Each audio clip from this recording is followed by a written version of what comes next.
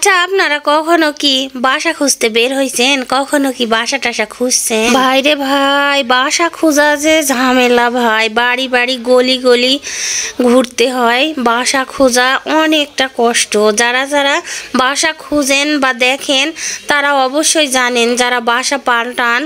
তো দেখেন গলি গলি জুলাই জুলাই আমরা ঘুরতেছি দুই বান্ধবী। তো এখানে একটা বাসা পেয়েই গেছি। তো এই আঙ্কেলটা আমাদের এই রুমগুলো দেখাচ্ছে আর কি। দুইটা রুম আছে, ডাইনিং।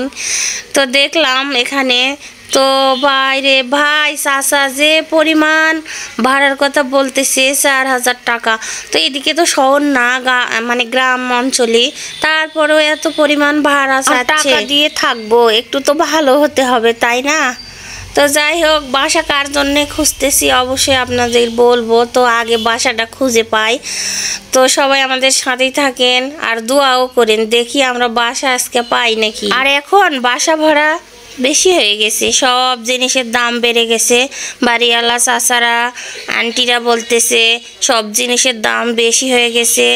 তো মনে হয় এই কারণে বাসা ভাড়াও বেশি করে ফেলতেছে। তো কিচ্ছু করার নাই, আমরা ভাড়া থাকি, আমাদের থাকতেই হবে। তো সবার কথা শুনতেই হবে। এক এক জায়গায় এক এক রকম কথা বলতেছে বাসা দেখতে গেলে আর কি। তো যাই হোক, আর একটা বাসা দেখলাম, সেখানে 6,000 টাকা বলতেছে, কিন্তু বাসার ভিতরে ঢুকতে পারিনি, গেটের এপার থেকে ঘুরে আসছি। বাড়িওয়ালা নাকি থাকে না, বাড়িওয়ালা নাকি রাজশাহীতে থাকে। তো আমরা ঠোকায় ঠোকায় চলে আসলাম, কেউ খুললো না আর কি। তো কি আর করার, আরও দেখতে হবে। আমরা খালি ঘুরতেছি, দেখেন পাগলের মতো ঘুরতেছি তাই না? বাসা খোঁজা খুব ঝামেলা রে ভাই, কি আর বলবো। আর আপনারা ভাবতেছেন বাসা কি করবেন, বাসা কি আপনি নেবেন? হয়তো আপনাদের অনেক প্রশ্ন হচ্ছে তাই না ভাইয়ারা আপুরা? তো চলেন বলতেছি কে বাসা নিবে। আসলে কি আমি বাসা নিব না, আমার বান্ধবী আসছে, তো বান্ধবী বাসা নিবে, বাসা খুঁজতেছে। তো এই কারণে আমি আমার বান্ধবীর সাথে খুঁজে দিচ্ছি। আর আমার সামনে দেখেন বাড়িটা কিন্তু অনেক সুন্দর, অসাধারণ। কিন্তু এই বাড়ির সামনে তালা ঝুলানো, কেউ নেই। তো শুনতেছি এই বাড়ি আল্লাহ নাকি থাকে না। তো আমার বান্ধবী বলতেছে এই বাড়িটা হলে অনেক ভালো হতো, কিন্তু দুঃখের বিষয় কেউ বাড়িতে নেই আর কি।